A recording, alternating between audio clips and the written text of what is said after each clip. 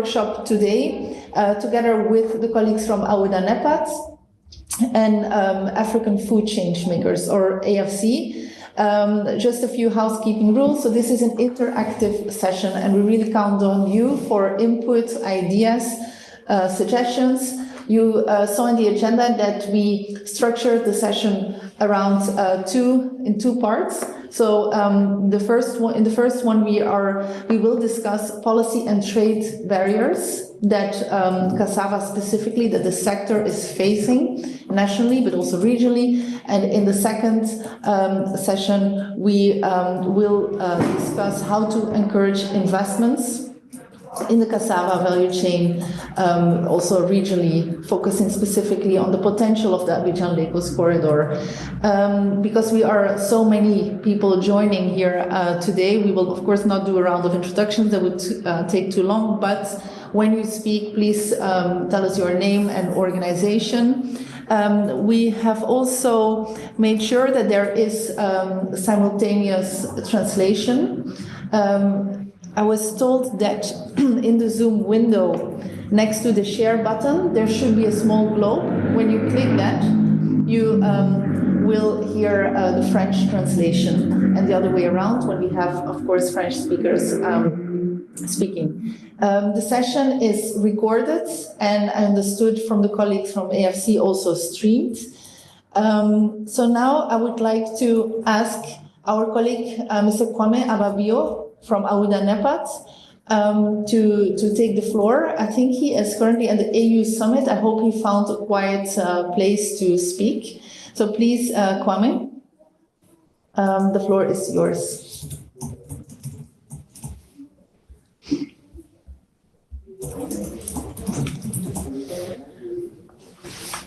Kwame, can you hear us? We are. Good. Okay. Good morning, good afternoon. My name is Kwame Ababio from the African Union Development Agency, NEPAD, which is a premier development agency of the continent. On behalf of AUD and NEPAD, it is a great honor to welcome you to this workshop on the cassava value chain in West Africa. And of course, I thank our dear partners, ECDPM, the Africa Food Change Makers, regional institutions, private sector leaders, researchers, and all the development partners who are part of this meeting, joining us to advance a very important sector within the continent, one around food security, rural transformation, and climate resilient growth within the region. And within this region, I'm referring to the West African region. I mean, the crop we are discussing is a very important one, cassava. Often described as a humble crop because it's used by millions, but its development significance is anything but humble. I mean, it's nothing modest because it feeds hundreds of millions of Africans. It supports the livelihoods of many smallholder farmers, majority of which are women, and also sustains a vibrant network of processors. In my own country, in Ghana, I mean, cassava is very much used to process a product called gari, and it's very much used across the length and breadth of the country. It's also focused heavily by traders and also small enterprises. So cassava is really a staple across the region. And significantly also, its tolerance to drought and poor soils makes it a strategic crop for climate adaptation. As you know, West Africa, particularly the Sahel region, is one of the hardest hit when it comes to climate change. So having a crop such as cassava and its resilience to climate change is a very important crop for the region, particularly in the semi-arid landscapes of West Africa. I mean, However, despite the region's global leadership in production, I mean, the estimates point that West Africa alone produces more than 50% of all cassava globally. However, the region continues to capture only a fraction of the commodity's economic potential. And this, in my opinion, has been occasioned by a couple of structural constraints, which I'll just go ahead and highlight briefly. So one is the issue of productivity. There are huge productivity gaps, and this is as a result of the limited access to improved planting materials, mechanization, and extension services. And I think extension services in particular is one of the key challenges for the agricultural sector in general, and particularly for productivity of cassava particularly. And then there's also the big issue of post-harvest losses, which is driven by the rapid way that cassava perishes and because of its fresh roots and a weak aggregation system. So from production to processing to market, there's a very weak linkage between all these important actors. And another structural problem we find with agriculture has to do with the low levels of value addition. I mean, clearly, it's always treated as a primary product, very little value addition goes on. But this is a commodity that has huge potential economically. So that's also another structural challenge that we find within the sector.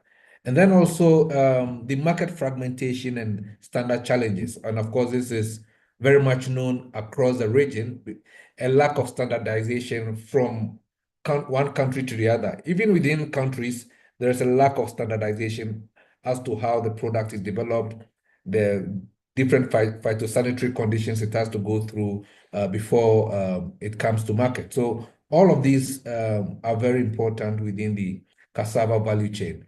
And another important structural challenge that I would like to highlight is around financing. I mean, so financing constraints, particularly at the interface between program development and investments, it's an issue that African countries continue to grapple with. And that needs to be strengthened if we are to prioritize in strengthening cassava development as a strategic impact area for the continent. So I see addressing these constraints not simply as an agricultural task.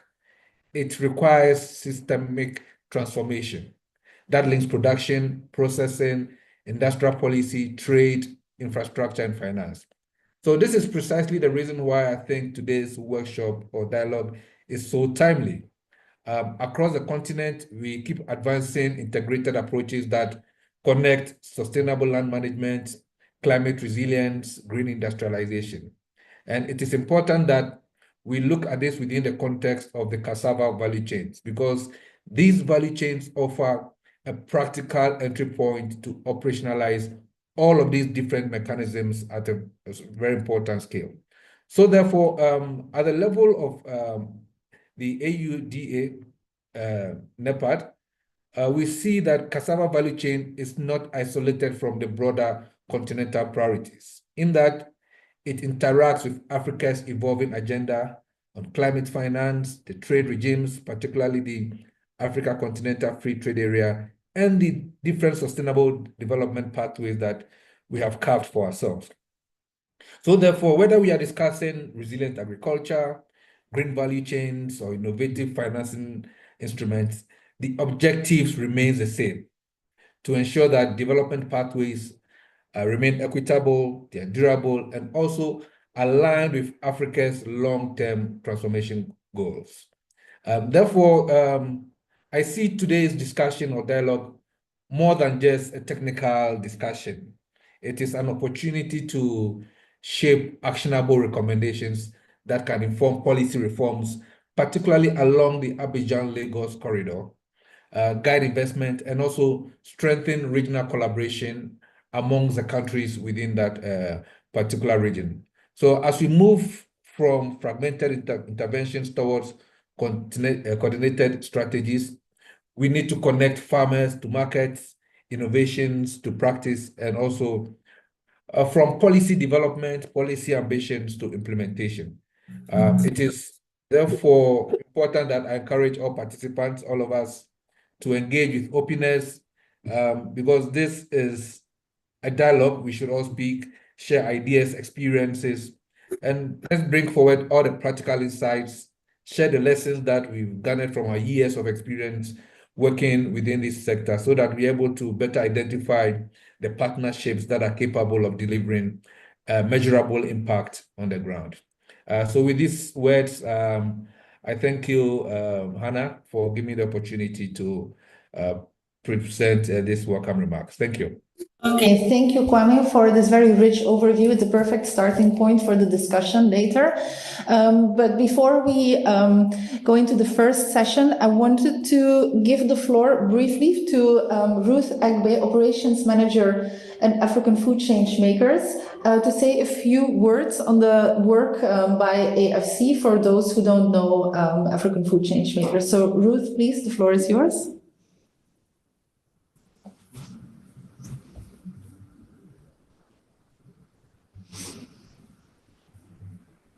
Hi, good morning. Good morning. Good morning, everyone. Can you hear me, please? Yes. Okay, thank you very much. So it's amazing listening to the opening remarks about this worthy discussion. I just want to briefly introduce us as Africa Food Change Makers, just so that we can understand our organization, which is a dynamic one that sits at the intersection of entrepreneurship, agriculture, food, and technology. So the mission of our organization in African Food Change Makers is to empower small and medium-sized entrepreneurs across Africa's agri-food sector by equipping them with the tools, the knowledge, the networks that are needed to scale resilient and sustainable agribusiness.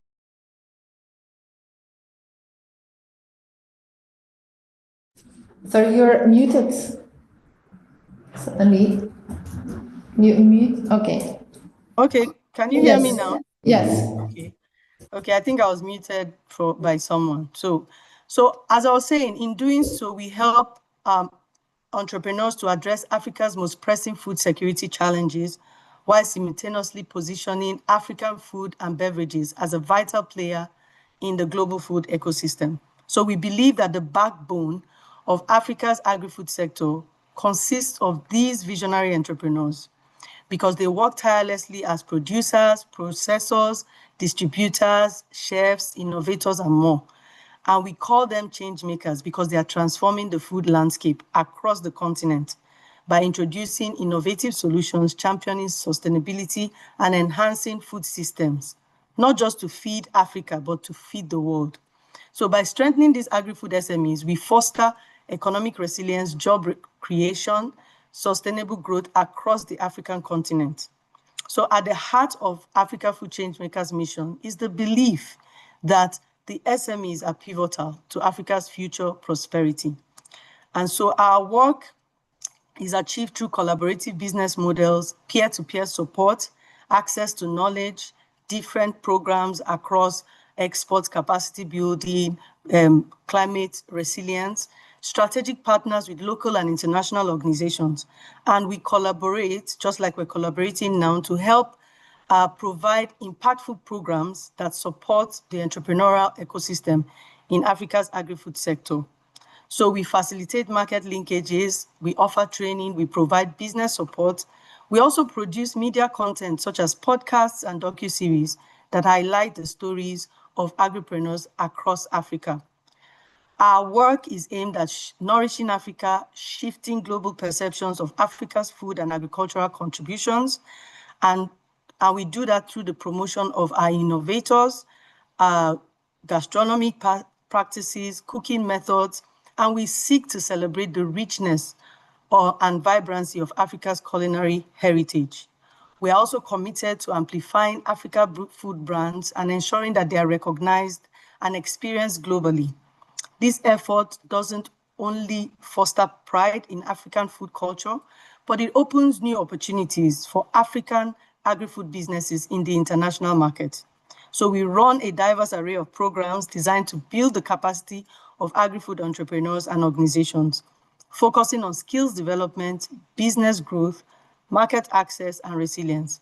Some of our signature programs include the Entrepreneur Support Program, the Leading African Women in Food Fellowship, the Building Resilience Against Climate and Environmental Shocks, Scaling Export Program, and also we have a community hub that hosts a vibrant community of over 9,000 agripreneurs across 40 Africa countries.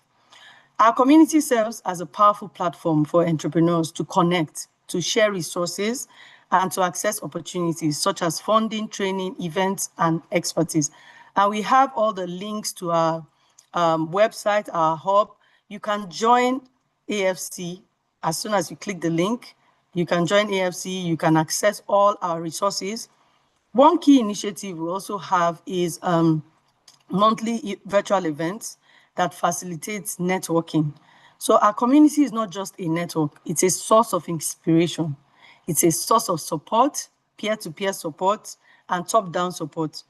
It's also a source of collective growth. By leveraging this network, we ensure that the agri-food entrepreneurs are not working in isolation, but they are part of a dynamic ecosystem that fosters innovation, collaboration, and success.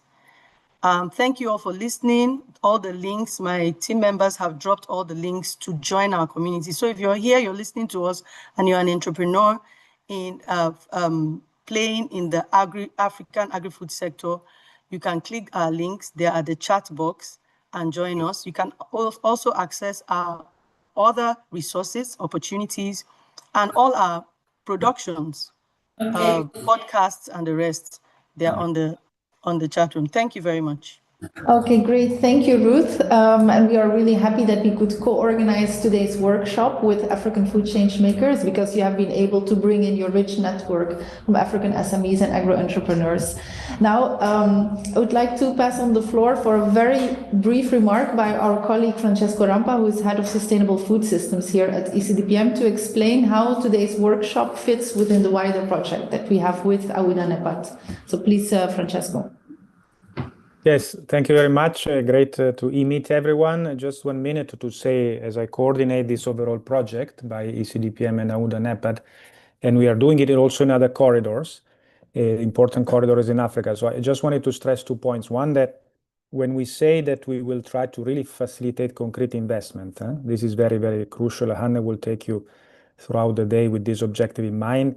We're talking about regional issues and regional investment, in the sense that a lot needs to happen in your countries individually, but we are focusing this project on what needs to happen at the regional level. So we're looking for building a case for a regional value chain and a regional investment level that can add value to what each of your countries is very importantly doing, but through a regional cooperation approach and through regional level investment. This is not only crucial to strengthen inter-regional trade, so we're not looking at issues, of course, to take resources and agricultural products out of Africa. We're talking about strengthening regional trade and regional food trade across countries. And this is also an important way to enlarge the opportunity for investors, including foreign investors. The size of a regional market is crucial often to convince an investor to come in for issues of reducing risk, sharing risk, etc. And the only last thing I want to say is we are also thinking outside the box. And exactly the choice of value chains like Cassava is because this is not only about next season and earning resources and money for next season. It's also about climate resilience. So we take a long-term perspective to investing, which means that you can, of course, continue doing your business for much longer if you think about the fantastic impact that value chains can have, like Cassava, on climate resilience, women empowerment. So we're looking for outside of the box thinking in terms of investment assessment that I'm not only looking at next season profitability, but really long-term sustainability. And the famous issue that there are no bankable projects in Africa is not true.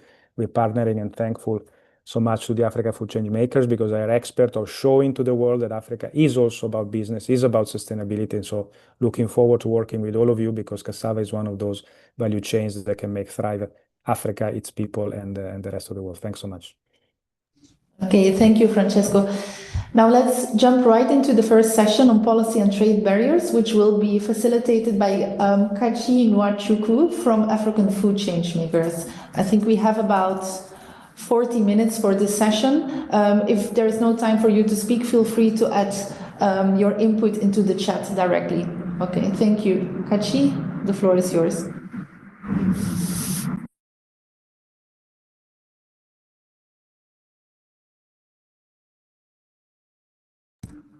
We cannot hear you. You're still muted. Yes, I was just trying to get the admin to unmute me. Thank you very much, Anna, and good morning, everyone, wherever you are joining from. It's indeed a privilege to convene this dialogue with ECDPM, our partner, and OrderNetPad. And we are fortunate today to have a mix of everybody in the room, from the agripreneurs to regional bodies to multilateral institutions to corridor authorities and trade associations across the 5 countries operating the Lagos-Abidjan trade corridor. Please, I would need to know who is in the room. Please confirm you can hear me, Anna. Yes, we can hear you. Awesome. Please, I really need to know who is in the room. Can we please take a minute to rename our devices? Just your name and the organization you're from, because I'd like to ask very pointed questions to people. And okay, I see some people have already done that. People that indicated they're from Togo, the organizations. Please, I'd like us to just rename our devices so that it's easy to know who is in the room and for us to really kick off this conversation. So it's indeed my privilege to moderate this critical conversation on policy and trade barriers in cassava value chain along the Abidjan Lagos corridor. And indeed, cassava is not just a crop.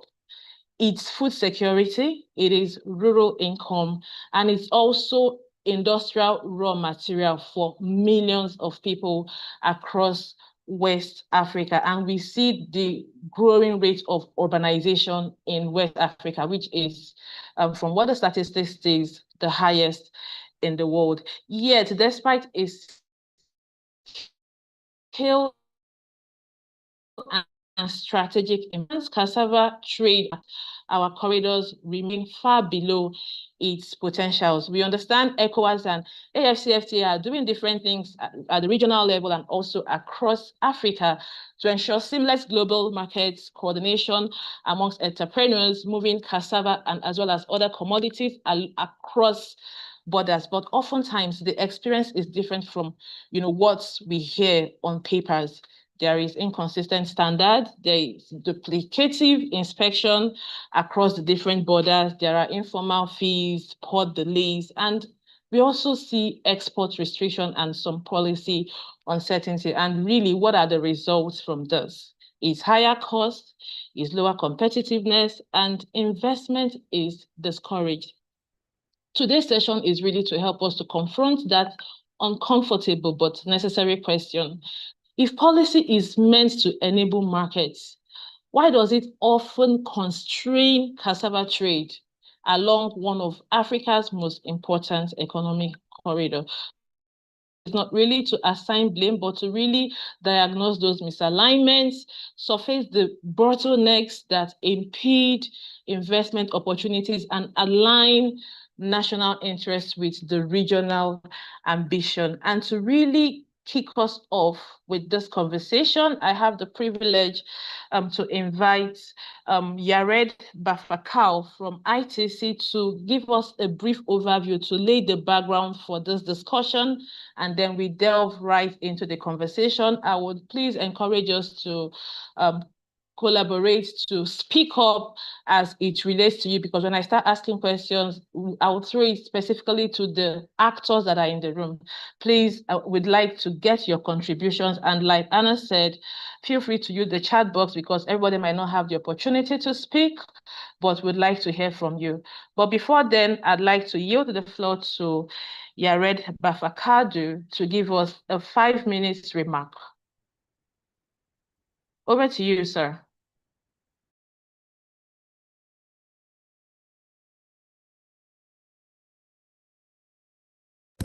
Yeah, thank you. I could not unmute. Thank you, Kachi. Thank you, colleagues. Can you hear me? Can you hear me? Yes, we can hear you. Excellent. Yes, thank you. Thank you so much for everyone.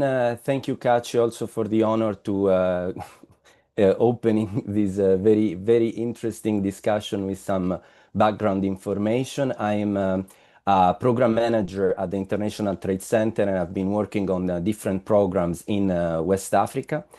The cassava sector is very dear to me because in the last year I had the chance to work on this sector, in fact, in programs that were also financed by different donors like the EU, but also BMZ. I would say that what is already the first mystery behind this sector is that, as we could hear also from the colleagues from AUDA NEPAD, there is unequivocably an incredible potential for the sector in the region. All the elements are there, a very large production, above all in West Africa, above all in the countries across the Abidjan-Lagos corridor. But as a matter of fact, when we try to look at trade data and specifically official statistics, we can see that definitely the importance of this sector does not really come up. I would say that without any doubt, the trade of fresh cassava in the region is almost negligible when looking at official trade statistics. And also it appears that, and also when we look at more value-added products, certainly what we see does not sort of give justice to the great amounts of production in the region and the positive factors that could lead to this product to become even more important in terms of value addition and trade. Through the program I worked with, in fact, I had the chance to be able also, for instance, in a program we are conducting with GIZ, the ECOWAS Agricultural Trade Program, we had also the chance, for instance, to look at one of these important topics when looking at cassava, which is the informality. Because we could access a very important database created by regional institutions in cooperation with the ECOWAS Commission, like WACTAF and SILS. And we could see that already when we look at informal trade data, what is available, it definitely shows a much more important trade amounts within the region for this product. Other issues that allow to create a compelling case for cassava when looking trade is also the composition of a value chain, of cassava value chain, because as I said, we can already look at fresh cassava export in the region or trade in the region, which in official terms is very low. But when we look at value-added products, it's not quite straightforward to see what is the amount of cassava production in the cassava presence in the products we are analyzing. Tapioca and manioc starch, for instance, that could derive still from cassava, would lead to a trade that is more important than the fresh roots, but still, I would say, below the 5-10 millions that we can observe from official statistics in the region. Having said that, what we observed in the region is that certainly there is already capacity in different countries to produce value-added products made of cassava. And above all, there is a great demand for these products to the point that we can observe imports in the region from outside the region of cassava products, which would be surprisingly given the amount of production of cassava within the corridor. I think that all these elements provide a compelling case for increasing efforts on cassava in the corridor. And to that, I would also like to add, corridor project, as Francesco was saying, would look essentially at the trade aspects. And certainly in the cassava sector, it's fundamental to look at the production aspect that often occurs at national level. But when we look at cassava, we know, for instance, that there is we know that there are programs of the EU under the Global Gateway on trade corridors, and we also know that there are about 10 countries in which, for instance, EU programs on cassava are active that would allow for a great opportunity for coordination in the region. In addition to that, also the ECOWAS Commission in more than one instance showed its interest on working in this value chain, so there would be definitely a buy-in from the region. And it would be also very interesting to check, for instance, the possibility for cassava to become an important ingredient for key value chain within the nutrition and health sector that is, for instance, at the core of the Global Gateway, as infant food or pharmaceutical products like excipients. And this would be interesting to hear, for instance, from our colleagues of AUDA and EPAD.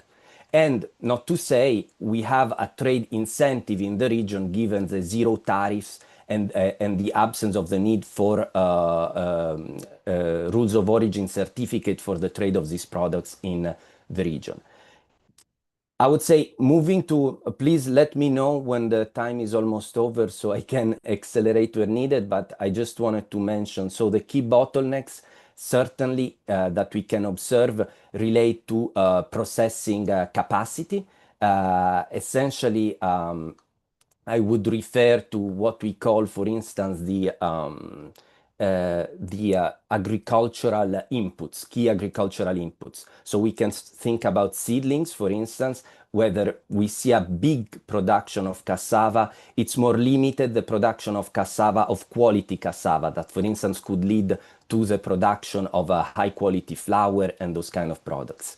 I would say also efficiency and quality in the whole processing process. In many countries, we see that there are a lot of products made of cassava, but in a very traditional manner that would not allow for export within the region or even beyond, could mainly satisfy the domestic market.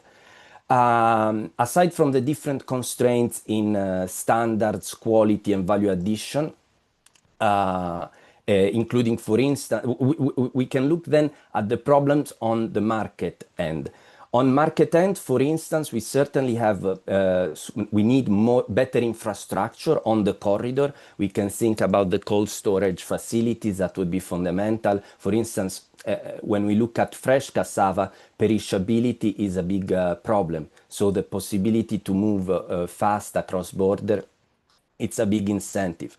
Thinking about investments and also at the work that ITC conducted under, for instance, the West Africa Competitiveness Program in the objective of creating a regional market for cassava, we noticed that there would be a need for increasing coordination among key actors in the investment sectors. I'm talking, for instance, of investment promotion agencies or trade promotion agencies. It was we found difficulties in finding, for instance, common investment position, ways to create. Can I borrow your charger? Is it Type-C? Sorry, Kachi? I'm sorry, please. Nothing. And of course, there would be a need to convert these or try to create incentive for all these traders that are trading this product informally to move to the formal sector, and also to be able to better monitor this sector for food security purposes and also for better trade integration within the region and beyond. So to end up, in terms of possible suggestions that we saw in the work that we conducted, it's certain that we see opportunities in creating value addition across the region. The value-added products are definitely underutilized at the moment, are under-traded at the moment. Creating an enabling environment, certainly for the mobilization on investment through the coordination of key actors. And also there is a possibility of increasing to look at trade at the corridor, but also beyond, because there is an increasing demand like markets from Europe for products like cassava that, for instance, have good properties like being gluten-free. And we have looked at ITC also at feasibility study to produce cassava pasta, but there are many different value-added products for which countries in the corridor could look even beyond the ECOWAS region. But of course, this requires strong investment in the processing and manufacturing of value-added products. Very important would be worked at the corridor, in the corridor, for instance, to facilitate the creation of priority. Please try to wrap up. Yes, I'm closing. Priority green lane, cold storage, and for instance, the better usage of ECOWAS trade liberalization schemes options within the predicaments at the border posts. And to end up with, one thing that we also noticed, it would be the importance to facilitate regional buyers, suppliers linkages, because in many cases, all these actors in the value chain do not know what are their actual opportunities across the border. So a fundamental suggestion in a work on cassava in a corridors at Lagos-Abidjan for me would be to be able to start with to identify bankable investment cases that could be scaled up. So identify specific situation of trade between and across countries that could sort of showcase what is the potential and what could be done in the region on this sector. Thank you. All right, thank you very much, Befakadu, for that very rich insights that you just provided. And we'll just go straight into the conversation and would go to the regulatory misalignment. I see that we have someone from ECOWAS in the room, Farida Achabi.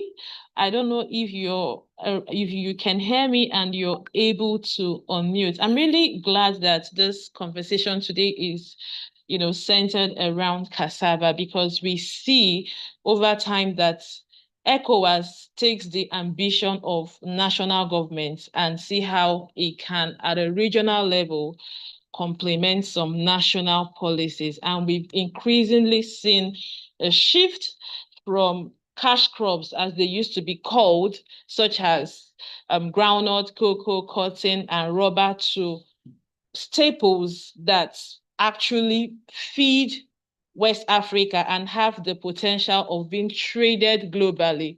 We are talking roots such as cassava. So I really want to understand from an ECOWAS standpoint, how do differences in national cassava trade regulation across the 5 corridor countries, Ghana, Nigeria, Togo, Cote d'Ivoire, and Benin Republic, create bottlenecks for cross-border trade?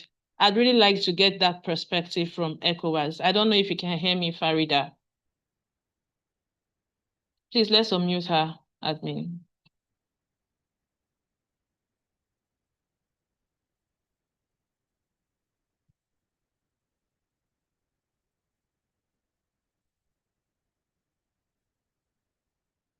Farida, can you hear me?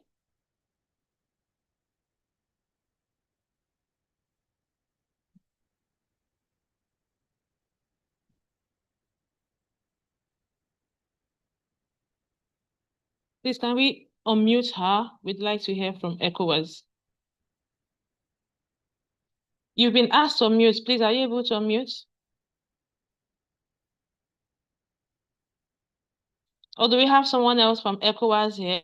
And I think it would be helpful to allow everybody to unmute themselves. This is a small room, and I believe that the ground rules have been set.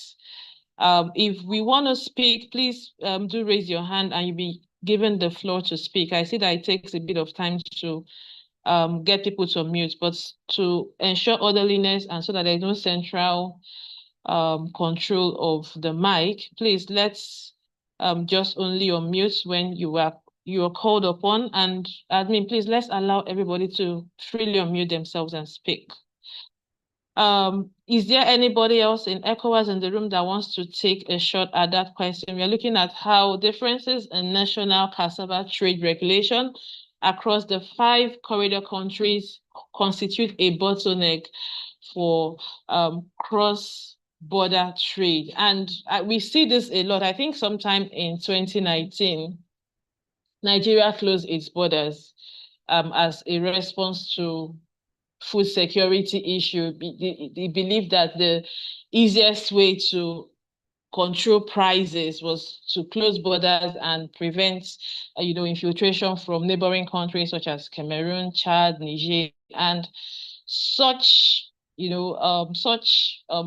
policies don't actually support regional integration. So we really want to get from that ECOWAS perspective, what are some of those trade regulations across these countries that constitute a bottleneck?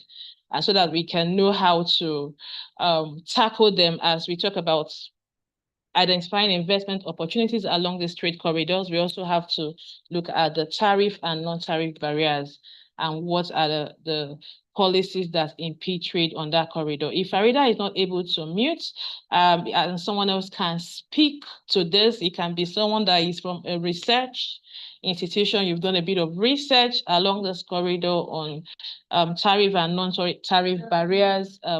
Please feel free to unmute yourself and speak. Do I see hands up?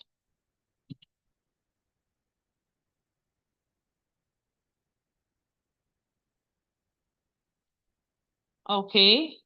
In the absence of anybody speaking to that, I think we can move to non-tariff barriers, and I'd like an agro-entrepreneur or someone that operates in the logistics value chain, along the trade corridor to tell us of the challenges they face every day, from, the inspections to border restrictions and some of these non-tariff measures put in place. Is there any agro-entrepreneur or logistics operator that can tell us what are some of the barriers that they face? It could be custom delays, it could be informal fees. What are some of those barriers? What are some of those policies put across different borders that undermines regional integration and cassava competitiveness along the Lagos-Abidjan corridor? I think, okay, I see Raphael has his hand up. Please, are you able to unmute yourself? Or admin, can you unmute him so that he can speak while we wait to hear from ECOWAS? Hello, good morning, everybody. Good morning, Raphael. Yeah. We can hear you. I'll be talking from the point of a practitioner. 2023 and 2024, I tried to take some product from Nigerian to have a big customer. I have a customer in Bamako and Gambia. So I took my product right from my community where my factory is in Orion and Edo State to Lagos. Then from the border, that is where the struggle started from as an Africa is from my state. I started the extortion started from my state, Edo State. It's a popular road between the east-west road, Lagos-Benin Road. That Okada has is a custom checkpoint there. That is where I started paying until I get to the semi-border. They advised me to take it through smuggling because the custom and other agents will still do the extortion. I said, no, this is a genuine product. They ordered for it. They paid for it. I'm going to take it to Bamako where the buyer will check his product and give me my balance pay. So I take it straight to the border. That was 2023. That was my experience. I put it there in the chat box. I say taking cassava product such as gari, cassava fufu, cassava chips to countries like Mali and Gambia is often traumatic. The experience from Nigerian border all the way to Bamako, the journey is marked by struggle and constant extortion. Traders are forced to pay at multiple checkpoints, starting from Nigeria, continue. I paid in Cotonou. As I was entering, I paid as I was out. When we get to Burkina Faso, because we passed through, I don't know the answer, but I know we passed through Togo, Burkina Faso before we now head to Zisedu, then Bamako.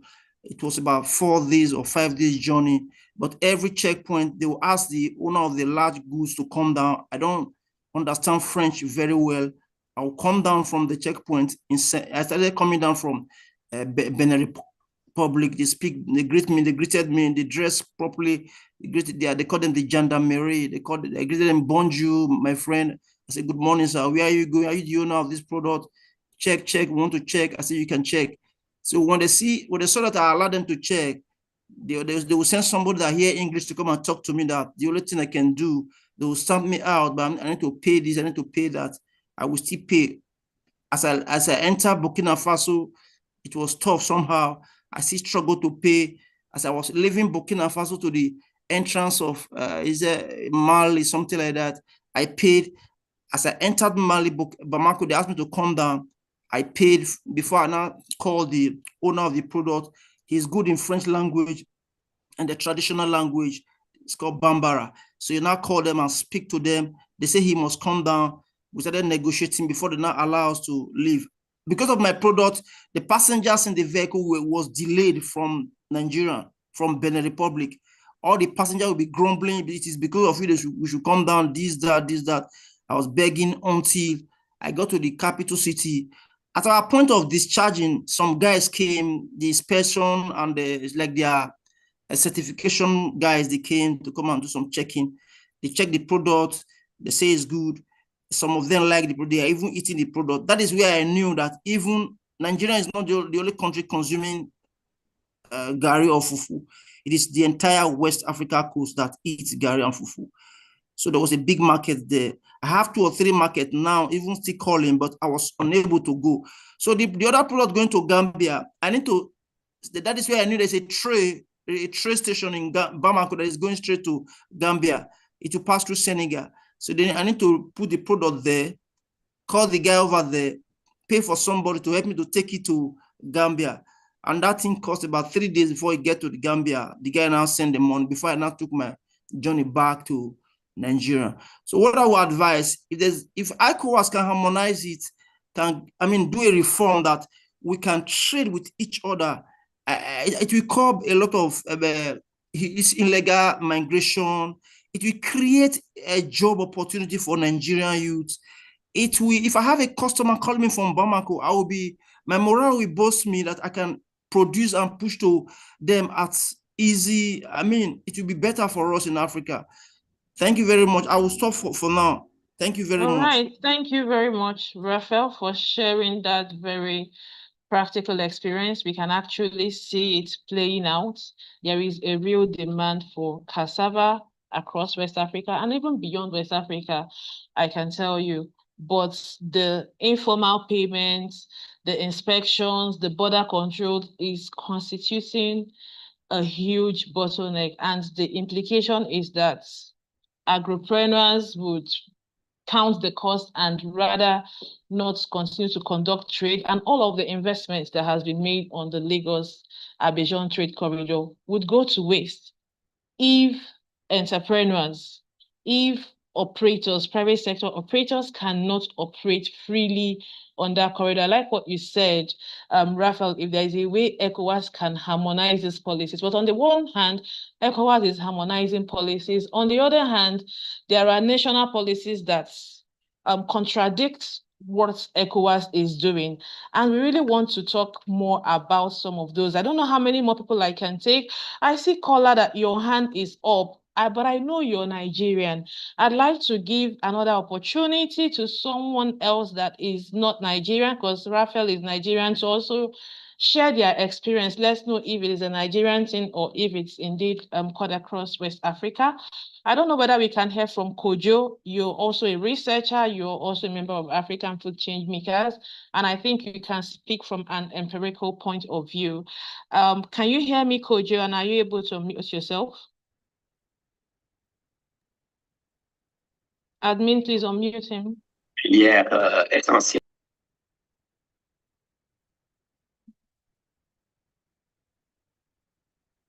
Okay, I stopped hearing you.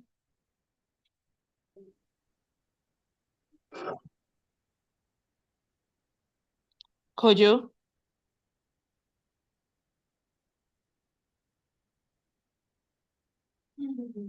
While we wait for Kojo to step in. I don't know if ECOWAS is ready to take the first question we asked on. Yes, I saw that Farida from ECOWAS just unmuted herself. Can you try again? Okay, Farida, please confirm you can hear me. Can we ensure she's able to unmute? Yes, it should work now. Awesome. This one, Good morning, everyone. I can hear you now, but I lose you, but now I can hear you. Okay, thank you very much. I can hear you. I'm sure every other person can hear you. So we want to know how the differences in national cassava trade regulation across the 5 corridor countries aligns or contradicts with what ECOWAS is doing to facilitate cross-border trade across West Africa and particularly along the Lagos-Abidjan corridor countries. Okay. Thank you so much for that question. I will be more comfortable in French. So if you don't mind, I will continue in French. Sure. Okay, thank you for that opportunity. Good morning, everyone. My name is Faridat Abudu. I am in charge of agribusiness and value chain development within Directorate of Agriculture and Rural Development in ECOWAS. So thank you. I think cassava is a very important crops for us in West Africa, and it's one of key priority value chain in our regional agricultural policy, ECOWAS. And we are working to drive regional cassava markets within ECOWAS countries. And we know that cassava is major at economic level, but I think also in terms of processing is not easy, and in terms of trade of fresh cassava, there can be a lot of problem because it can be very quickly perish, and we are facing also a lot of problem related to norms and standards for cassava and all products, les produits dérivés du manioc qui peuvent être soumis à des questions sanitaires et phytosanitaires qui posent des problèmes au niveau des frontières. La réglementation en vigueur au niveau de la région, normalement, veut que tout ce qui est produit du cru et les premières transformations qui émergent des différents pays, qui sont donc des produits d'origine de l'Afrique de l'Ouest, puissent circuler entre les différents pays de l'Afrique de l'Ouest et spécifiquement sur le corridor Abidjan-Lagos sans droit de douane, sans les taxes, sauf que les exigences sont plus au niveau des certificats sanitaires et phytosanitaires et sur les questions de réglementation. Et le gros problème qui se pose, on a 2 gros problèmes qui se posent en ce moment, c'est la non-reconnaissance mutuelle des tests qui sont réalisés par les pays, d'une part, et deuxièmement, c'est les mesures qui sont prises par les pays de limiter ou d'interdire les exportations ou la libre circulation de ces produits-là pour des raisons de sécurité alimentaire face à la flambée des prix que connaît les marchés. Mais face à cette situation, la région interpelle toujours les pays sur les mesures de libre circulation des biens qui sont en cours dans la région et rappelle que les pays ne devraient pas se fermer à ce type, ne devraient pas s'adonner à ce type de pratiques. Mais d'importantes activités sont engagées pour contribuer à limiter ces faits. On ne peut pas prétendre les éradiquer puisque les pays détiennent toujours leur souveraineté et ce sont les pays qui décident des politiques internes de développement économique. Mais un important travail est fait pour harmoniser et amener les pays à s'aligner sur les normes phytosanitaires et encourager la reconnaissance mutuelle. Et dans ce cadre, il y a un programme qui est en train d'être développé et je pense que GIZ contribue aussi afin d'aller vers la digitalisation de tout ce qui est certification pour faciliter le transport au niveau des différents corridors. Il y a également beaucoup de travaux qui sont engagés. Est-ce que vous continuez de me recevoir, s'il vous plaît? Can you hear me, please? Can I continue? OK. Il y a également beaucoup de travaux qui sont engagés de dialogue avec les pays, avec l'appui du programme de la Banque mondiale et certains pays qui sont engagés dans le FSRP en termes de fluidifier le commerce entre ces deux pays-là. Et il y a également le FIDA qui appuie la CEDEAO dans la mise en œuvre d'un programme pour fluidifier les échanges des produits agricoles entre le Bénin et le Togo. Et ces différentes mesures et également tous les travaux de plaidoyer et également de sensibilisation qui sont faits auprès des pays. Mais toujours est-il que nous remarquons au niveau des frontières des difficultés d'ordre administratif, mais également parfois des difficultés du fait des barrières de langue qui s'imposent, mais également les, les, les difficultés économiques qui peuvent découler un peu de la fluctuation des taux de change, surtout dans le contexte actuel auquel nous faisons face dans la région. Donc voilà un peu ce sur quoi je voulais revenir, mais notifier également qu'il y a toute une batterie qui sont déployées et nous travaillons également avec des organisations d'entrepreneurs en Afrique de l'Ouest pour mieux les accompagner et vulgariser les mesures en vigueur.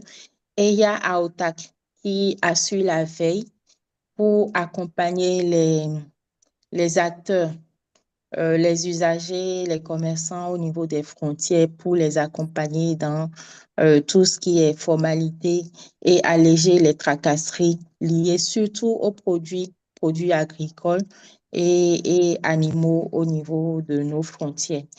C'est vrai qu'il y a toujours des difficultés, mais je pense quand même que nous sommes en train de faire des efforts en termes de temps de passage des cargaisons, en termes de, de temps d'inspection, en termes de nombre de checkpoints sur les différents corridors. Il y a des efforts qui sont faits, même si certaines difficultés persistent. Et aujourd'hui, nous misons beaucoup sur la digitalisation comme un levier pour lever des difficultés administratives et fluidifier les tâches administratives entre les pays. Merci. All right, thank you very much, Farida, for that contribution. I see Angela's hand up. I will give you a moment to speak with actually. Okay, can you hear me? I was in the French room. Can you hear me? Yes, I can hear you. So thank you very much, Farida, for making that contribution. You've highlighted a lot of problems and also talked about how ECOWAS is working with partners and to implement some of those policies that seeks to, harmonize trade across the region. You talked about the importance of certification, traceability of the goods that are being moved along those corridors. I think that's very good, and thank you very much for that input. But then, if we were to, I want us to really move from diagnosis now to reform. While diagnosis is important, reform is very urgent. And I see someone from Center for Regional. Angela, I will throw this question at you because I believe you've done some research and you're working along the corridor. If we were to prioritize just 2 to 3 high impact policy reforms that could unlock cassava cross-border trade within 12 to 24 months, what would those reforms be? Okay, thank you very much for giving me audience. Um, Before I get to your question, I actually raised my hand because I wanted to quickly just highlight something that had been said in passing, both by one of the people that gave the earlier opening remarks and our colleague from ECOWAS. And this has to do with the dangers of fresh cassava tubers. I mean, we trading on fresh cassava tubers. We know that is the big problem with post-harvest deterioration. And you heard when Osazo spoke, the delays along the borders. But another key challenge with this is the movement of border or transboundary pests and diseases on fresh tubers. And this is what WAVE actually does. The Regional Center of Excellence for Transboundary Plant Pathogen is what WAVE is. We work in 10 West and Central African countries. And so we work in all the 5 countries along the corridor, the Abidjan-Lagos corridor that we're talking about. What I really must highlight that last year we discovered a very dangerous pathogen that had caused a lot of problems in cassava in East Africa. We discovered this virus in Guinea last year. And upon screening samples that we had from 2022 from Sierra Leone, this virus was not there. But in 2025 rather, sorry, 2025, this virus had reached Sierra Leone. Unfortunately, because of the borders with Côte d'Ivoire, we checked the western borders of Côte d'Ivoire and found that East African cassava mosaic virus, Ugandan variant, which was never really established in West Africa, had established everywhere along that border. And currently we have a team surveying the whole of Côte d'Ivoire to find this out, the current extent of spread. Why is this important? This virus, along with another virus that is not yet present in West Africa, the cassava brown streak disease, has the capacity to actually result in 100% yield loss in cassava for susceptible varieties. So it is very important that whilst we're thinking about this, investments that would go into cassava value chain along this corridor, that we think carefully about how we will handle the issue of certification. And WAVE currently has 7 well-equipped laboratories in the 5 countries along the corridor that we're talking about. Not just laboratories, but trained personnel that are trained for the certification and all of that. So we need to take that seriously into account, the certification. So with regards to your question on what needs to happen to boost cassava trade or activities along this value chain and enhance economic economic empowerment for the people. We're talking a lot of policy changes, but we know, all of us in this room, we're aware that a lot of policies already exist, both at the national and at the regional levels, and that some of the experiences that are being shared today are not in line with those policies. So what implementation of existing policies is a crucial thing. What needs to happen to ensure that these policies are actually implemented? Who's going to be monitoring that implementation and ensuring that it's happening? For me, that would be, there are policies, national, regional, there are policies that exist, and a lot of them are good, but implementation of those policies. We have, even for phytosanitary testing, we have the e-phyto certificate that is supposed to allow advanced testing and certification so that materials do not have to wait on the border, at the borders before crossing. But is this being implemented? So for me, reviewing existing policies and figuring out exactly how to ensure that these policies will be implemented and enforced is what one way that we can make progress with everything we're talking about today. Thank you. All right, thank you very much for that, Angela. We heard you loud and clear. As we think about everything, we should also think about the implication of the delays when we try to move cassava across borders and some of the disease they can have. And I also like the different interventions that you have that you highlighted. But we need to wrap this up very quickly. And I hear what you said about policies are not our problems, but its implementation.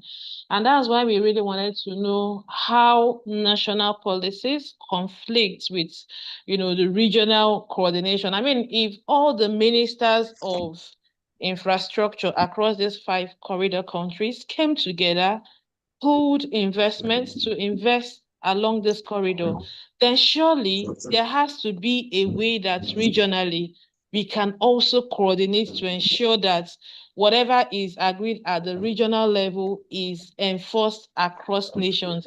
It would have been really good to hear someone that operates across the 5 countries, and that would have been ECOWAS to speak to this, but we really don't have that much time. But if you work across countries, if you're a national authority, you can also put in the chat box what you're doing, some of the policies, national policies that exist to facilitate cross-border trade, and what are some of the impediments to execution of those policies, to regulatory enforcement, so that those are some issues that can also be taken up here as advocacy actions to be tackled. I'd like to finally ask from an investment perspective. I don't know if Kojo is able to speak. Kojo has done extensive research work across this corridor. He's also a member of AFC.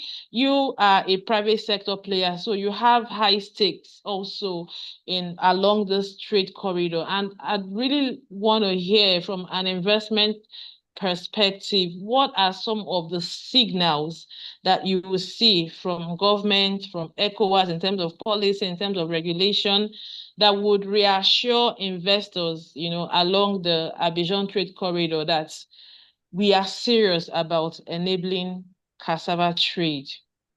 Kojo, I don't know if you're able to speak to that. Thank you very much, Barry. Can you hear me? Good morning. Yes, loud and clear.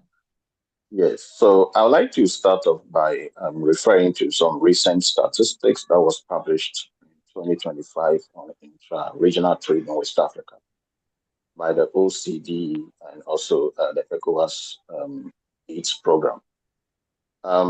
So the reports estimate that the value of intra-regional West African trade, especially food trade, is estimated at $10 billion annually, which is 6 times higher than what is officially reported in our trade records as a region.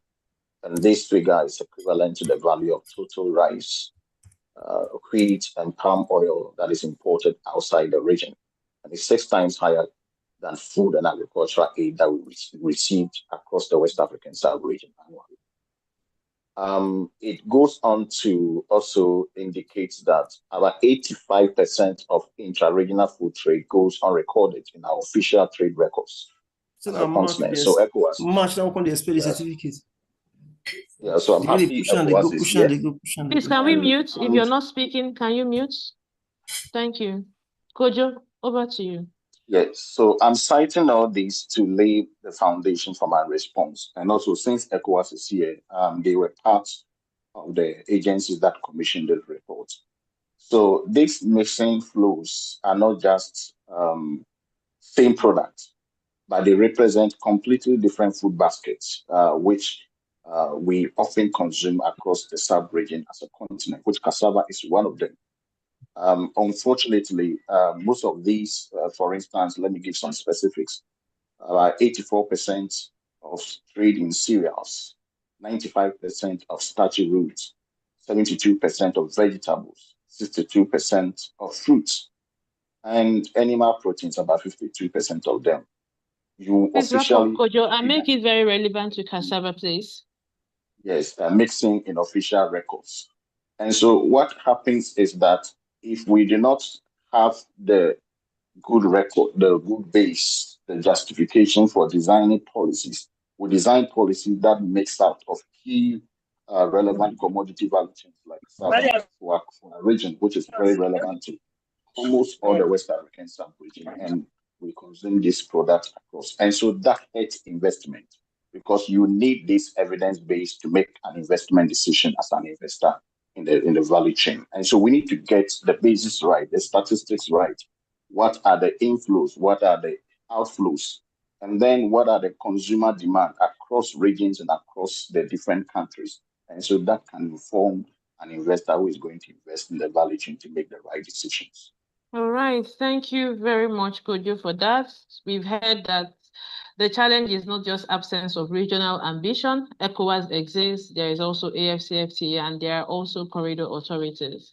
The challenge is translating protocol to practice and agreement to alignment, and from border promise to border reality. I really hope that we are able to reduce the friction so that investments can flow easily. And when investments flow, we unlock, ability of private sector players to play within the Lagos-Abidjan trade corridor. And if we unlock these investments, we transform livelihood across these 5 countries. I really hope that this is not just going to be another conversation about constraints, but the beginning of coordinated action. So I, at this point, want to thank all the speakers that have given their perspective on this discussion. And just to say that this is just the beginning, we are going to consult more deeply with you and get your views on how we can actually facilitate trade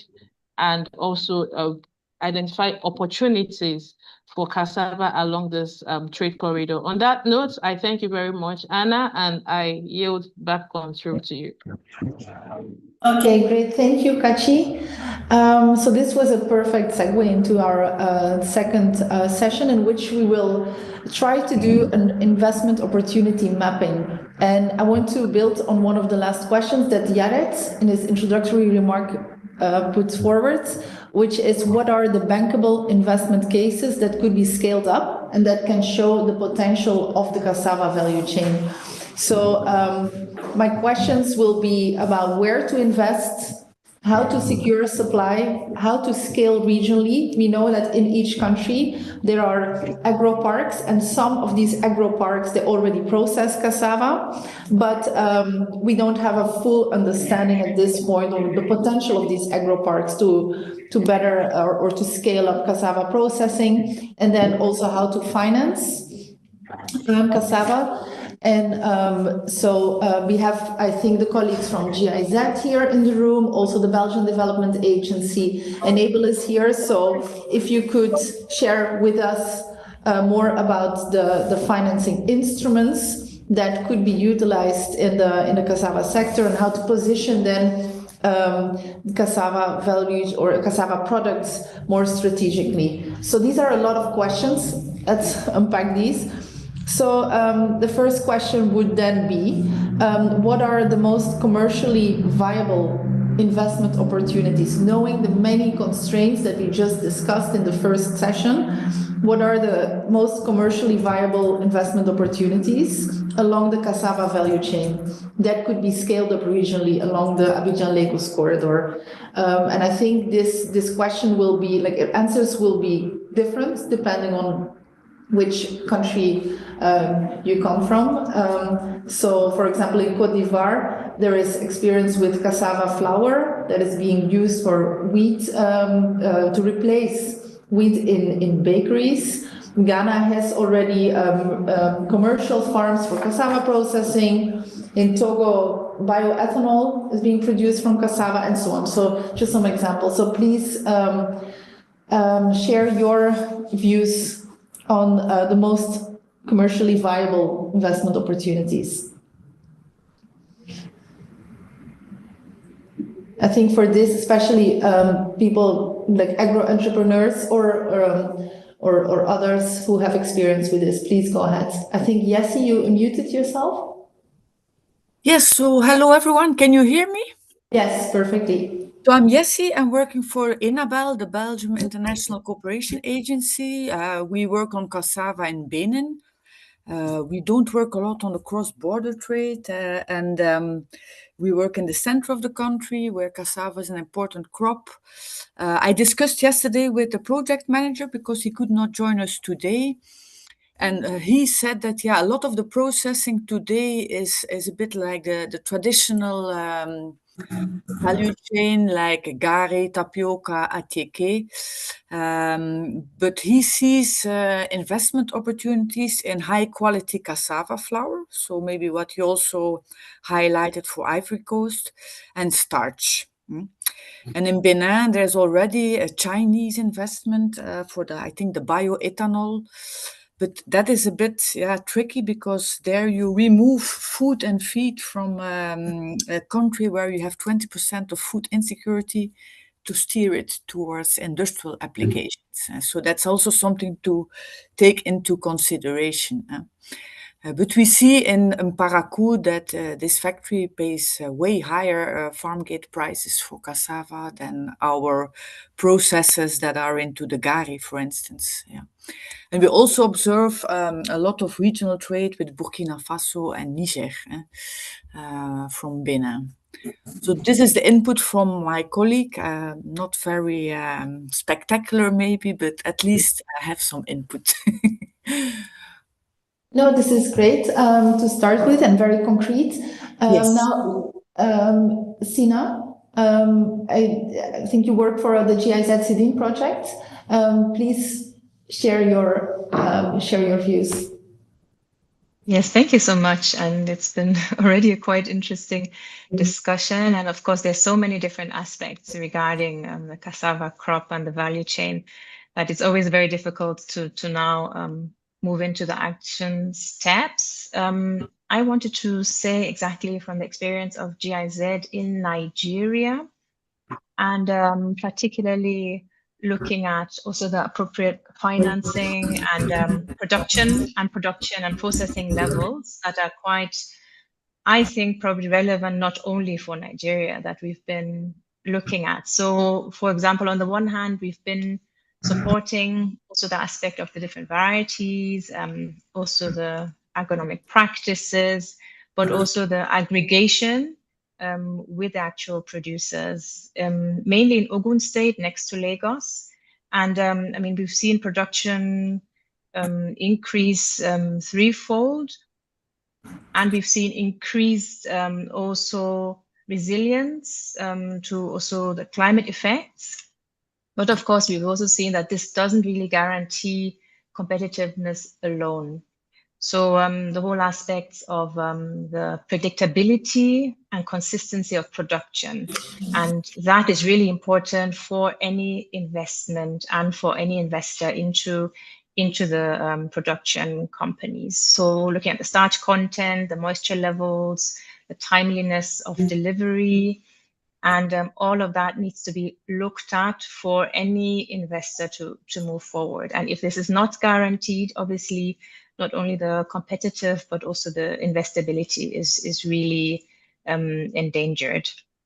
We have facilitated access to finance for cassava farmers. particularly to invest in improved inputs and planting materials, and also some small-scale mechanization. And this has really supported in really increasing also their yields. But one key thing and factor was that we also supported structured off-taker agreements, also quality-based pricing incentives, and the aggregation of the farmer groups, as mentioned earlier. And this really facilitated the investment into those farmer groups. So really, one key lesson for us was that climate smart production and investment really becomes commercial viable when it's embedded into more structural support to the production system. On the other hand, also from our side, looking at support to long-term capital and working capital is important for longer-term growth of the processors, particularly as well. Of course, we have the challenges of the energy costs. It's high, it's also unreliable. We have also inconsistent raw material quality, and also the ability to really scaling production from the small scale to large scale. So, so really, for us, where processors access finance, we really need to look at the production costs that need to be reduced, processing efficiency improved, and consistency increased. And really, financing can support in these areas. And as I mentioned, we really have seen the need for those all-encompassing support across the processing.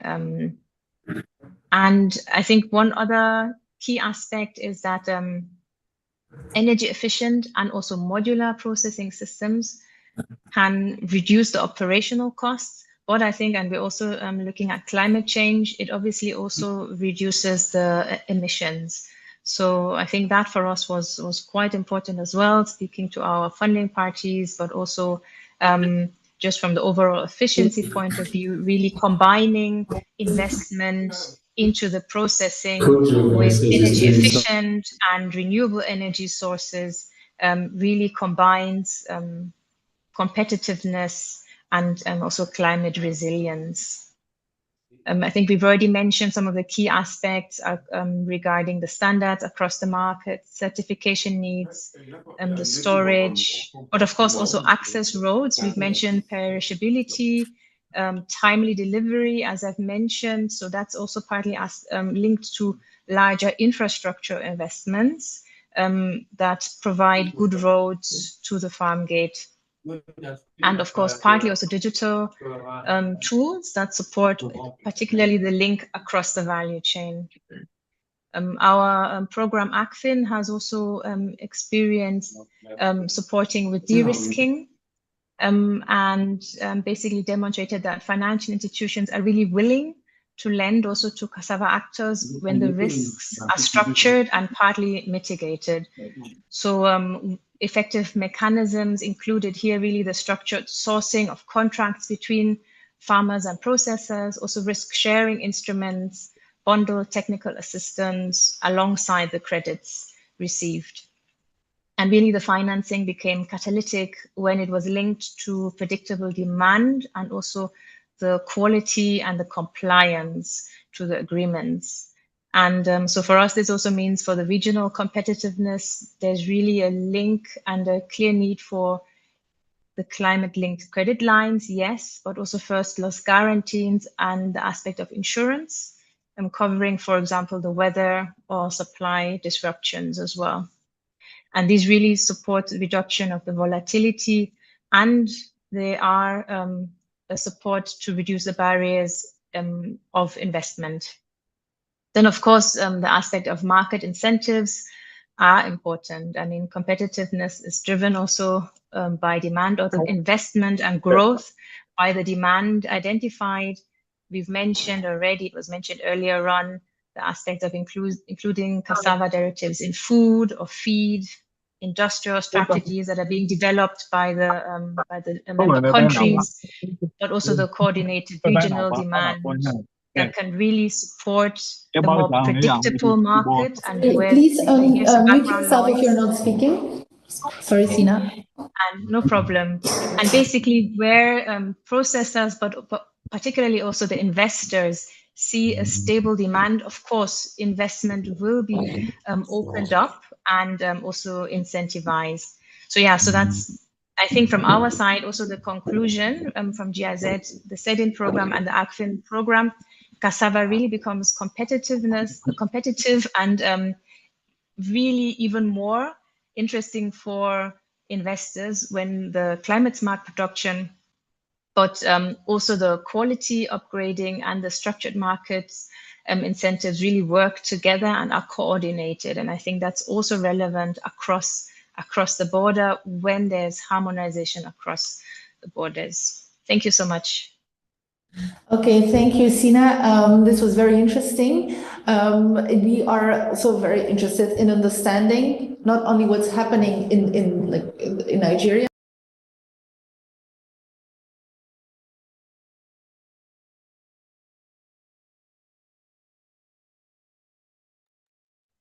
Anne, we are not hearing you. Apologies, I didn't realize that. Thought I muted myself. But just to say that this experience from Nigeria is very interesting. We are interested also in understanding what's happening in other countries. And so we can connect different initiatives and different strengths and also programs across countries at a regional level. I think I saw the hand of Denis Dubuisson from Enable.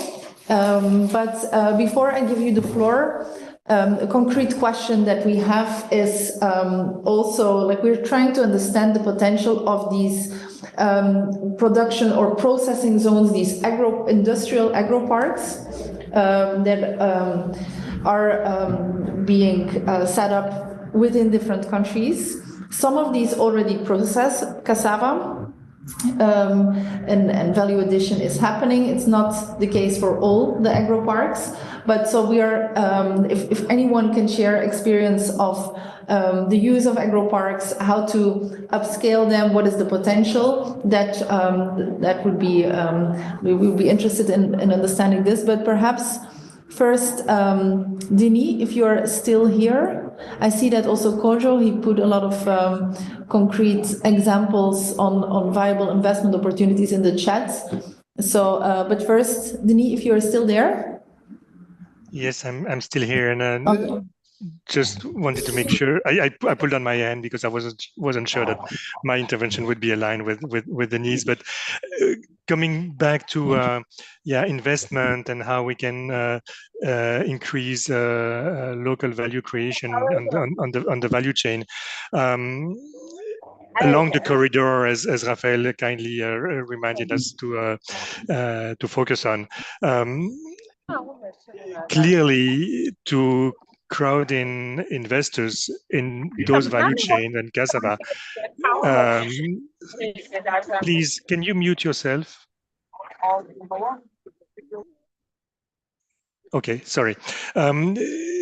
So as Yared also highlighted, the size of the market is a key factor for investors to invest. And currently, even with the right, as was highlighted also earlier, even with the right regulations at regional level or the African Free Trade, the African Continental Free Trade area, we still have fragmented markets, and very fragmented market. Even at locally within a country, you will have checkpoints, and you will have to pay. So that's a complete disincentive to invest, and also invest in those agro-processing zones, because if you want to invest there, you need to make sure that one, you can gather enough production to have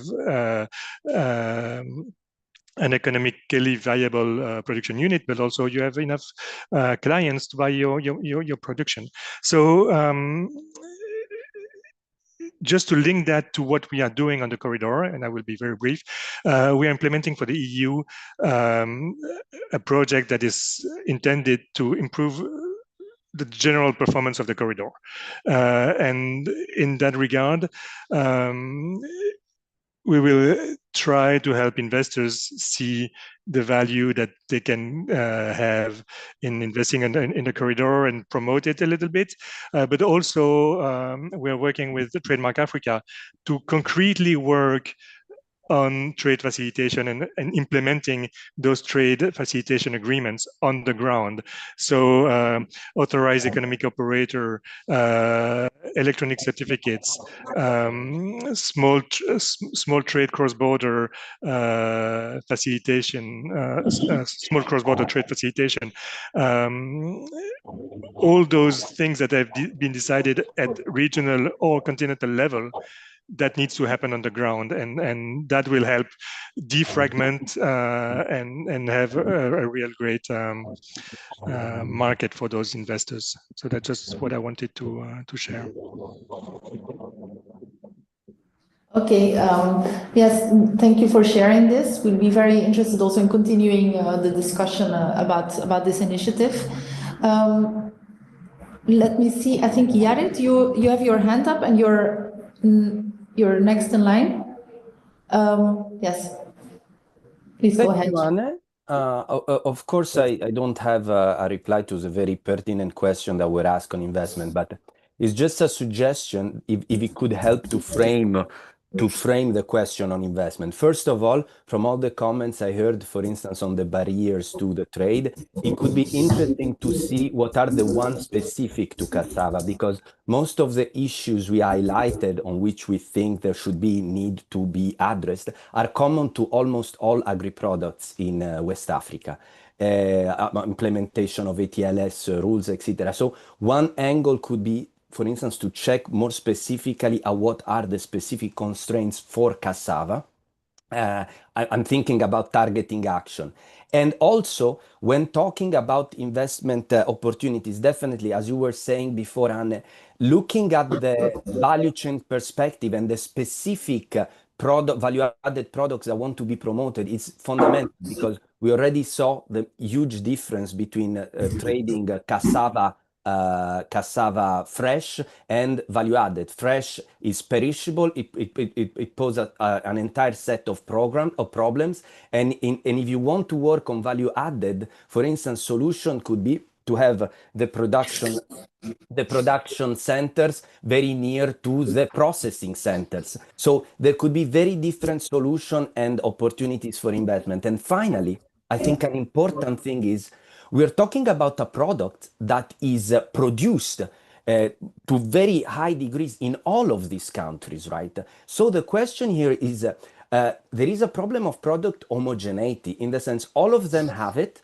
all of them want to scale up their value addition, but the problem is how can we do it in a coordinated manner to create a regional value chain in which investors would be interested to look at.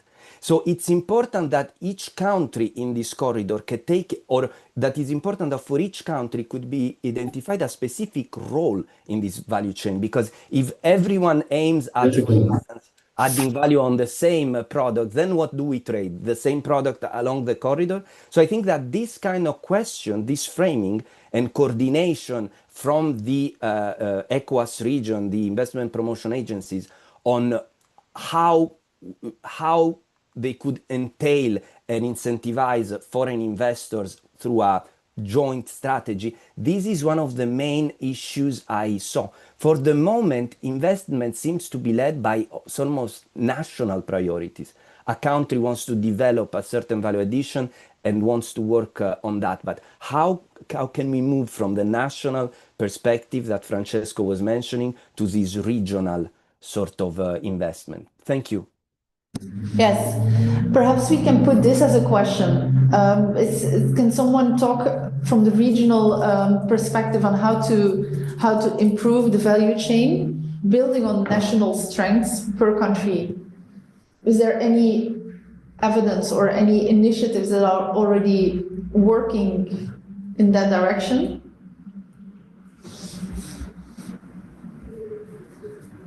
Yeah, do you want me to make contribution? Yes, please go ahead. Yes, I saw you have put things in the chat. But please elaborate on that.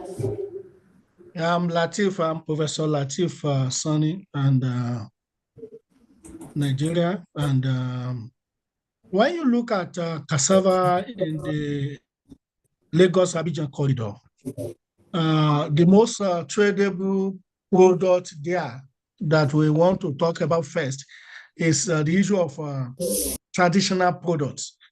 And number one critical traditional product in West Africa is fermented roasted granule that is called gari in Nigeria, which gives billions of nairas to all actors. The second one is in Abidjan is ateke. Ateke is another dried cassava product, and is actually moving from Abidjan to some other countries like in Sierra Leone and some other players. That's at the traditional level.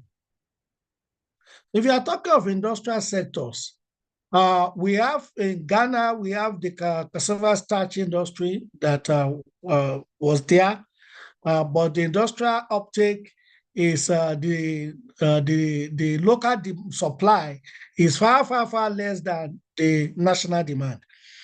The same thing in Nigeria. Nigeria needs close to 300,000 metric tons of food grade starch. And in the whole of the 5 countries we are talking about, it's only in Nigeria I can tell you that we have close to about 5 to 6 large-scale industries that need 240 metric tons of cassava root per day.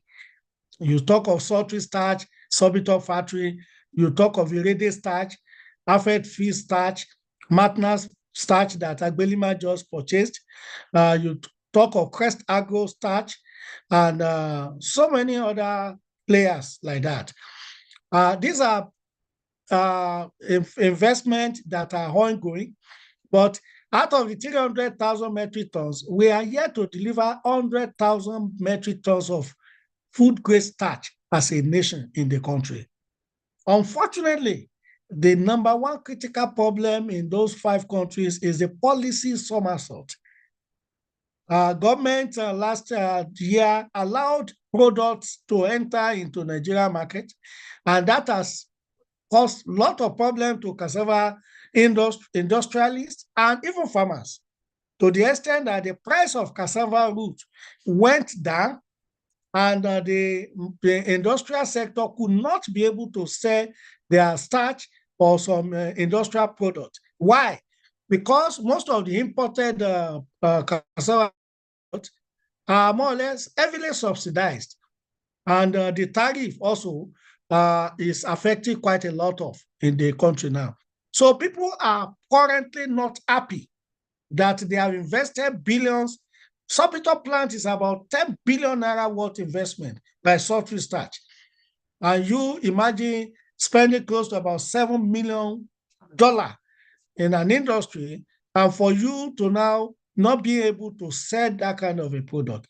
So policy is a serious issue that we need to tackle. The second critical point is on the machinery that are coming to all the countries. Apart from Nigeria and Ghana that I can cite industries at medium to large scale level that I'm talking about, most of the other industries are still at the lower level. So how do we make sure that the fabrication of equipment are not too expensive? Because the raw material that you want to use, stainless steel that are coming into those countries, are heavily on the high side. So that manufacturing problem is also there. The last point I want to talk about is the insecurity. You set up your factory and you find out that you have to pay for so many security checks, both the official and the unofficial. And this will go into your overhead. And once it goes into the overhead, the implication is that you are not going to be profitable. You are not going to be competitive. And that is the situation we find ourselves in the Lagos-Abidjan corridor. What are the opportunities? Opportunities are there. The current road that is being taken out from Nigeria to Abidjan is a great opportunity that we need to latch on infrastructural development. Secondly, opportunity of regional market penetration. Regional market penetration. The third critical point is the after, this African trade investment. But who is there to mentor the small, medium enterprises to latch into this upcoming opportunity, or to get more equity funding that will assist whoever want to go into the investment and be more competitive, so that you have a shock absorber to whatever policy somersault that will be coming. I hope this should be the direction of this new thinking. Thank you very much. Okay, thank you. Perhaps because you mentioned also the need for finance, we can look at that, at what type of specific financial instruments would be needed to crowd in private sector investments into cassava processing and logistics. So is there, without becoming too technical, I would be interested in hearing experiences of instruments such as blended finance, guarantees, concessional capital that can address some of the constraints in the sector, the role of development partners. We have already heard from GIZ and Enable, development finance institutes, like what models could work to unlock the potential that exists in the sector. Are there any models from other commodities, such as the rice or maize or horticulture value chains in the region? I think Nijinuka wants to make contribution. He can also add on finance. He is one of the #1 major investors of cassava machinery, cassava products, and even as a trainer. So he's eminently qualified to teach us on his experience on that. Niji, over to you. Yeah, thank you, Professor Sonny, and thank you, the moderator. My name is Famakola Adeniji.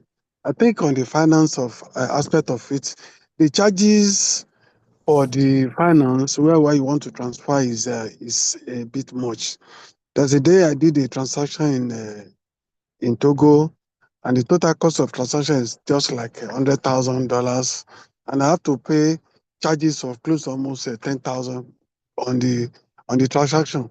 When the customer could not avoid, I have to actually bear it out of my cost, which is a lot. Another thing is that I sold the equipment to Ghana, just a frying system, and the person paid almost up to, I think, 11 million just taking the product from Nigeria to Ghana. So even with the cost of transportation and everything is even like almost 50% of the cost of the equipment. So some are even sent to, I think, Togo. Instead of going by road, they have to go by sea.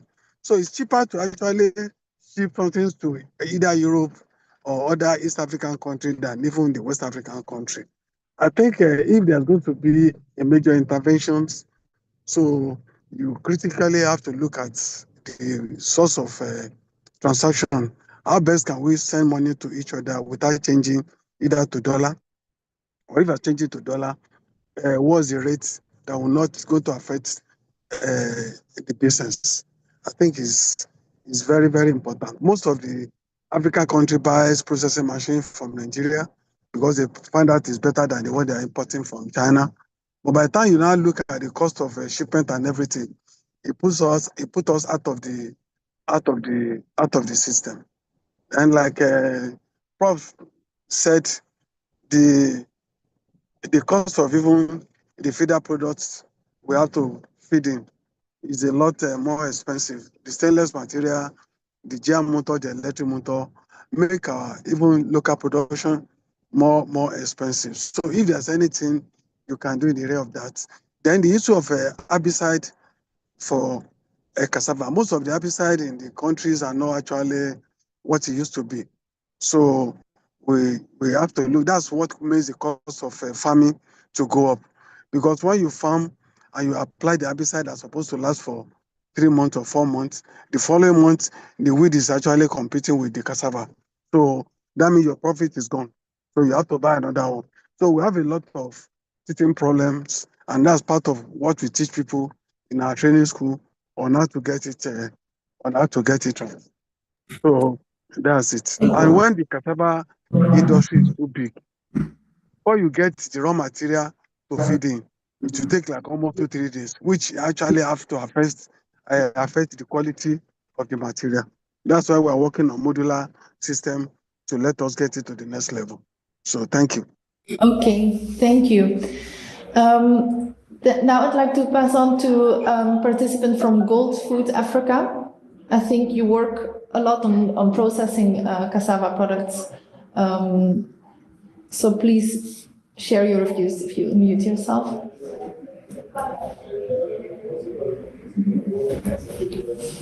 Excusez-moi quand même, je vais aller en français. Yes, we cannot hear you very well. Can you speak up a bit, please?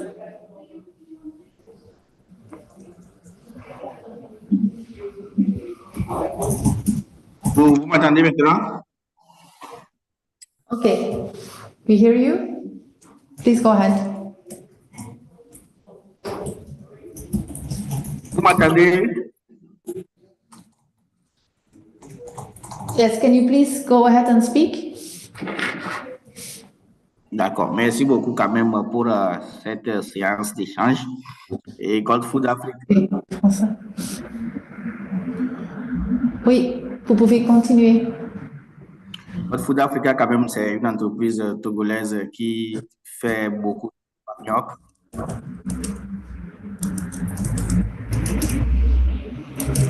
Et le manioc, quand même, c'est une filière qui a beaucoup d'opportunités parce qu'on peut en découler beaucoup de produits.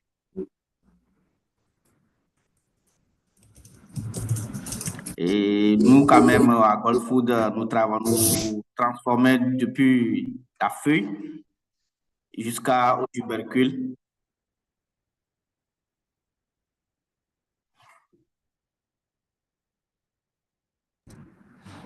Oui, désolé, mais on ne vous entend pas très bien. Ok, je pense que... Bon, maintenant? Oui, maintenant ça va, mais vous pouvez continuer à parler. Il faut pas attendre. Oui, vous ne devez pas attendre, vous pouvez juste continuer. D'accord. Ok, je disais quand même, nous travaillons depuis la feuille jusqu'au tubercule. Et comme je l'ai dit, c'est beaucoup d'opportunités. Mais pour ne pas revenir sur les problèmes sur lesquels les prédécesseurs ont déjà évoqués, et je pense que nous avons ce petit problème d'exportation aussi, surtout dans la sous-région, parce que nous avons certains clients au niveau du Nigeria.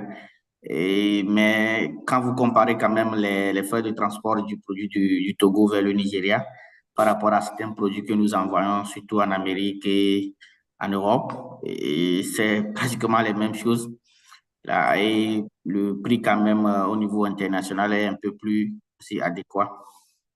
Mais l'un des problèmes aussi, quand même, pour ne pas seulement évoquer, c'est sur la transformation, l'exportation ou le transit au niveau de la sous-région.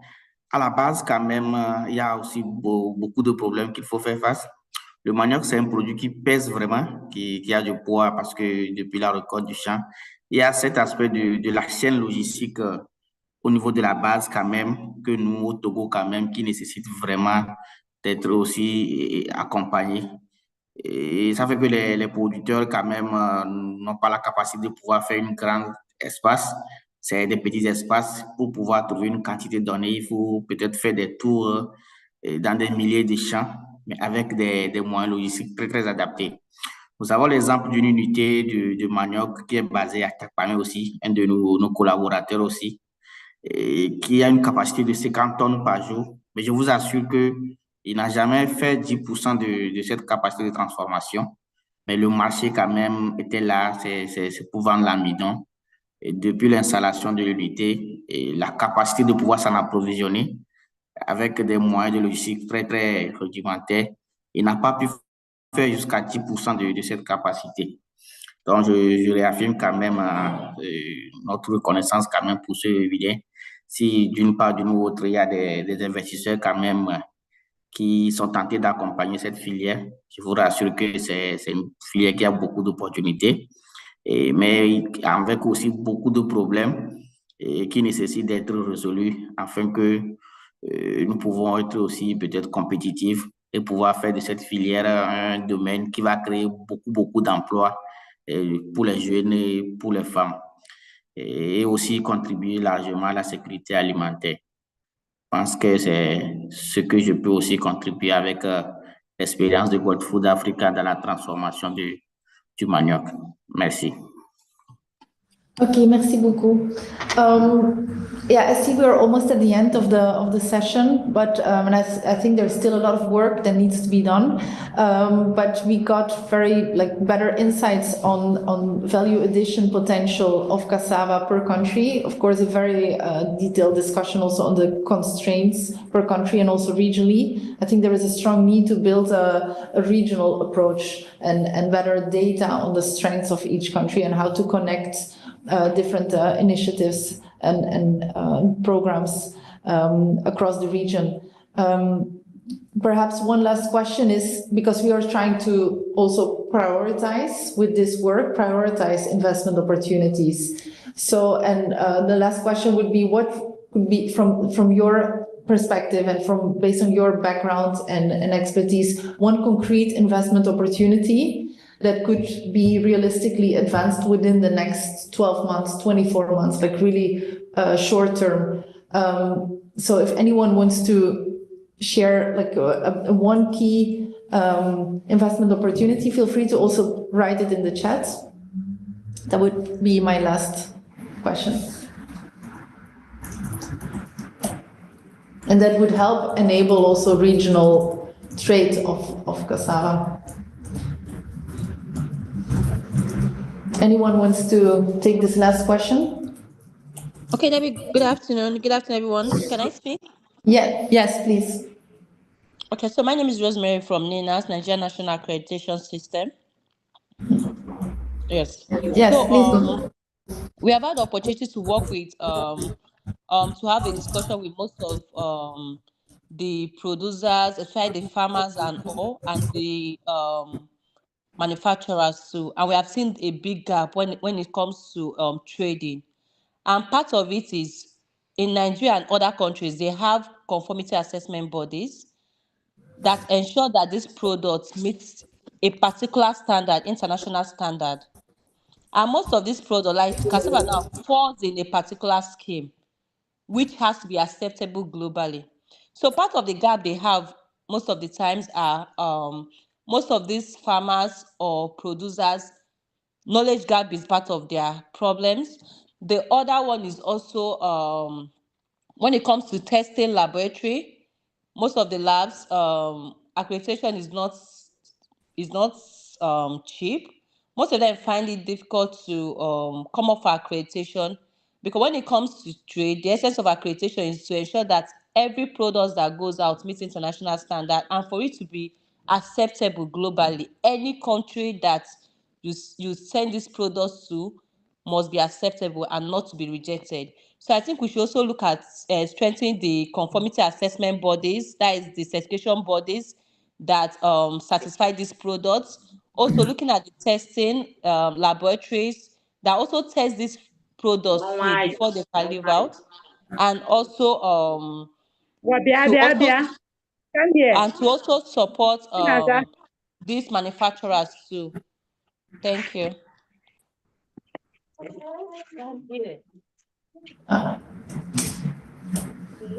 I think someone may have muted you. Rosemary? Yeah, can someone unmute Rosemary? And okay, I think someone has a technical issue. Yes, and please try to wrap up because we are almost near the end. Okay, so good afternoon, everyone. Yes, good afternoon.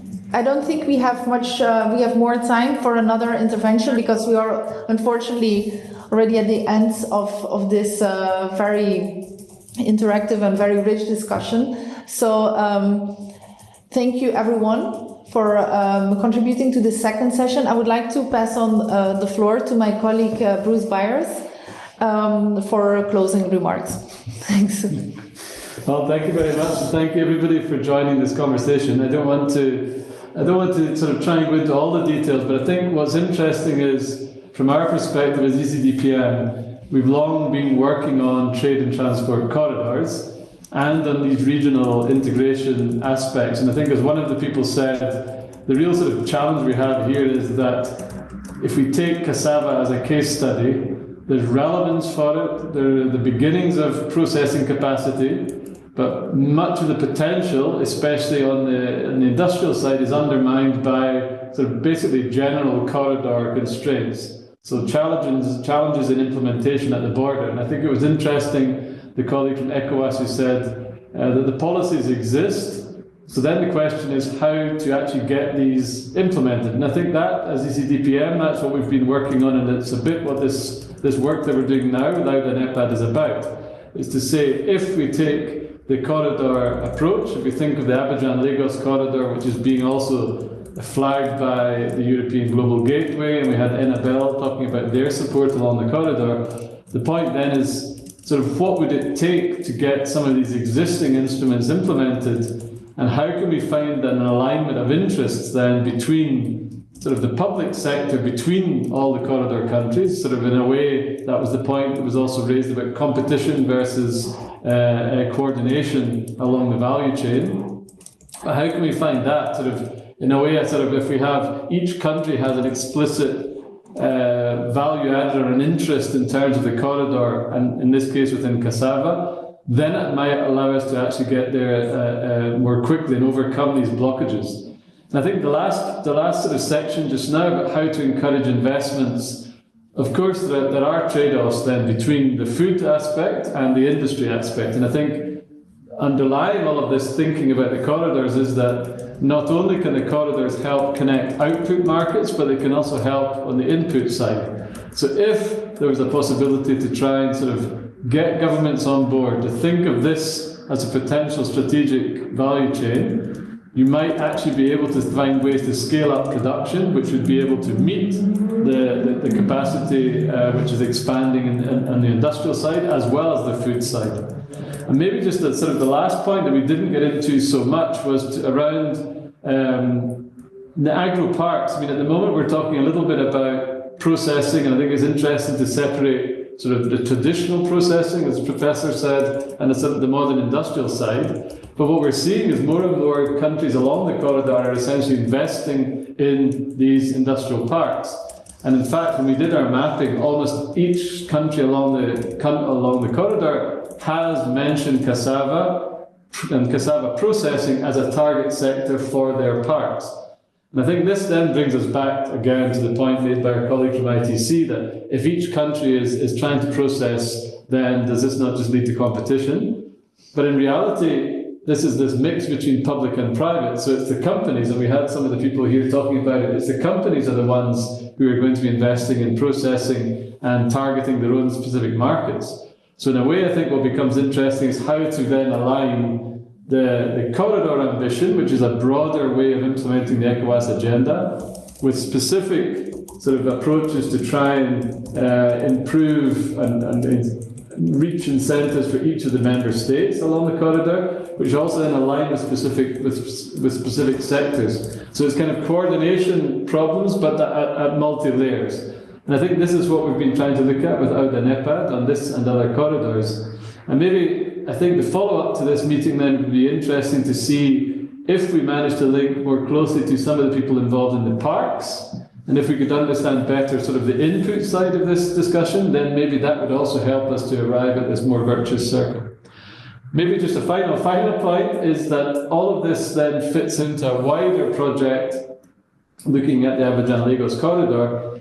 And in a way, I think it would be interesting maybe for the participants here to know that in the end of March, in Abidjan, there will be, as part of the EU's Global Gateway Forum, there is a business forum taking place in Abidjan. And the idea there is precisely to link the corridor investments, or the corridor itself, with investments which can take advantage of this corridor in the regional market.